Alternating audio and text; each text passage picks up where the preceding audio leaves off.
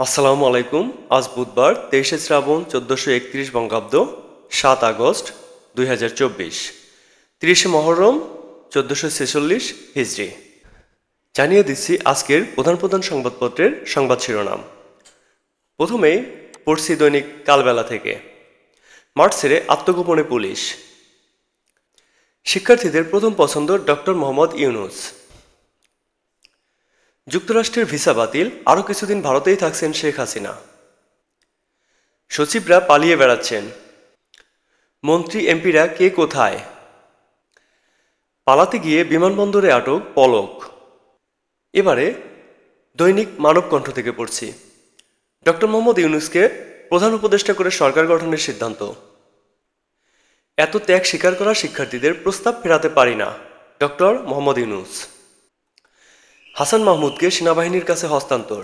দেশ ছেড়ে যাওয়ার চেষ্টাকালে মঙ্গলবার বিকেলে হজরত শাহজালাল আন্তর্জাতিক বিমানবন্দর থেকে তাকে আটক করা হয়। কানাডায় খেলতে নেমে প্রবাসীদের কটাক্ষের শিকার সাকিব। দৈনিক জনকণ্ঠ।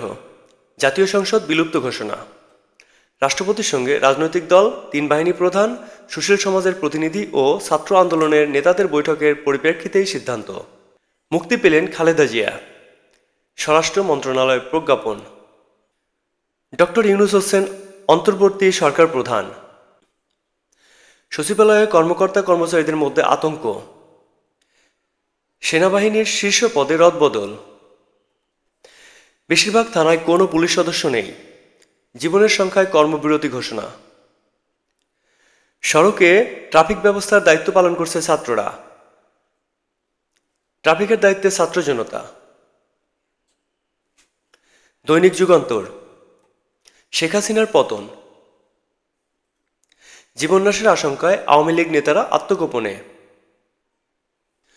ডক্টর ইউনূসকে প্রধান করে অন্তর্বর্তী সরকার গঠনের সিদ্ধান্ত। নতুন আইজিপি মোহাম্মদ মঈনুল ইসলাম। আইজিপির পদ থেকে সরিয়ে দেওয়া হলো চৌধুরী আবদুল্লাহ মামুনকে। শেখ হাসিনাকে নিয়ে আগেই ভবিষ্যৎবাণী করেছিলেন ভারতীয় জ্যোতিষবিজ্ঞানী। I have already predicted Sheikh Hasina will be in trouble in August 2024. Is she flee her country? Prashant Kini. My prediction about Bangladesh Prime Minister Sheikh Hasina to be careful in the month May, June, July, August 2024. She may face assassination attempts. দৈনিক Ittefaq. Doctor ইউনূসকে প্রধান করে অন্তর্বর্তীকালীন সরকার গঠনের সিদ্ধান্ত। হাসান মাহমুদকে সেনাবাহিনীর কাছে হস্তান্তর। শেখ হাসিনার ভিসা বাতিল করল যুক্তরাষ্ট্র। দ্রুত ডিজিএফআই পুলিশ বাহিনী পুনর্গঠনের আহ্বান সাবেক সেনা কর্মকর্তাদের। গা ঢাকা দিয়েছেন মমতাজ।